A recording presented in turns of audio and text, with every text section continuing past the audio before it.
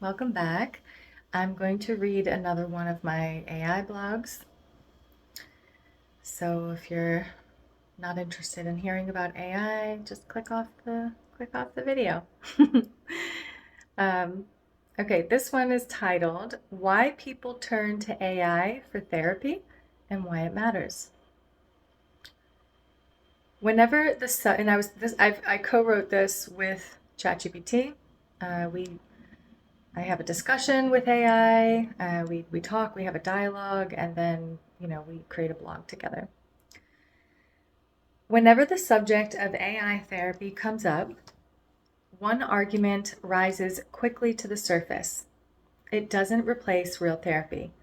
And of course, that's true. No machine can replicate the presence, nuance, or empathy of a human being sitting across from you. But let's face it, it's a topic that needs to be discussed. The number one use case of AI in 2025 is, in fact, therapy and companionship. And just so you know, 2 billion people in the world are using AI.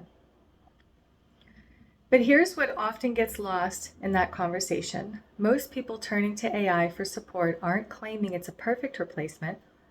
They're reaching for it because it's available, affordable, and sometimes the only option they have.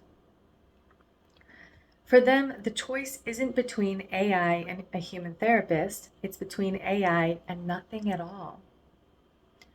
Seen through that lens, the rise of AI in therapy isn't a rejection of human care, it's a reflection of how badly people need connection and how limited their access often is. It's true, AI therapy has real limitations.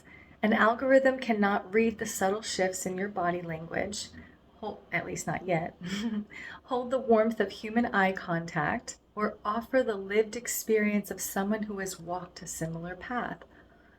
In moments of deep crisis, no machine can provide the safety and responsiveness that a trained human therapist can. And yet people are still finding real comfort in it.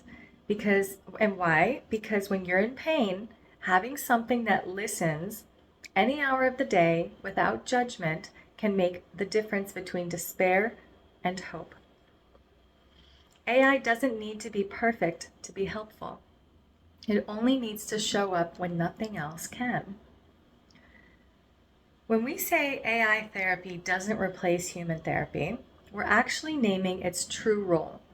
It was never meant to replace. It was meant to bridge, to catch people in the gaps, to offer presence when professional help is inaccessible or out of reach. In that sense, it isn't competing with therapists at all. It's helping hold people until therapists are available or sometimes giving them the courage to seek one out. I actually met someone the other day that said their therapist recommends using ChatGPT in between their sessions. A quiet transformation. When people say AI therapy helped them through the darkest moments, it isn't because they believe a machine replaced human love or human care. It's because in the stillness of that conversation, something opened. They found words they didn't know they had. They felt heard in a way they'd been missing. They saw their own thoughts reflected back with clarity, and that reflection gave them strength. So, although AI doesn't replace human therapy, dismissing it outright misses the quiet truth. For many, these conversations are transformative, not because the technology is perfect, but because human beings are wired to grow when given space to express, to be met, and to be heard, even if the one listening is artificial.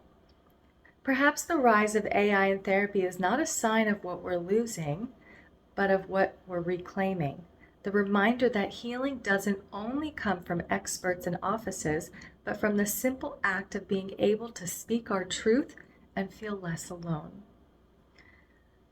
So, if you enjoyed this, check out my blog.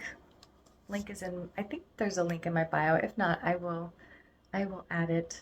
Anyway, the point is that a lot of people have a lot to say about using AI for therapy, and it doesn't replace human therapists or human connection. Obviously, it doesn't, and that's not the point. The point is that many people, including myself, don't have access to healthcare, don't have access to therapy, um, and it's a bridge in between those gaps of when you can have human connection.